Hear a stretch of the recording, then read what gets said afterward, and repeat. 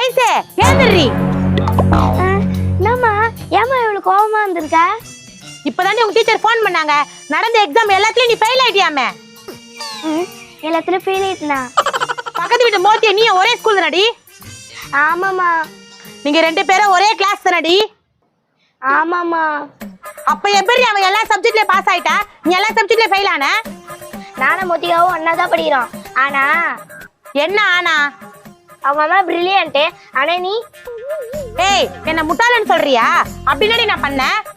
ஸ்கூலை விட்டு வந்த உடனே அவங்க அம்மா கணக்கு புக்கை கையில கொடுத்து நம்பரை பெருக்கு சொல்லி சொல்றாங்க.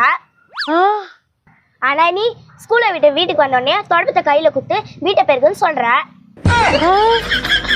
பின்ன இப்படி இருந்தா ஃபெயில் ஆகாம பாஸ் ஆவாங்க.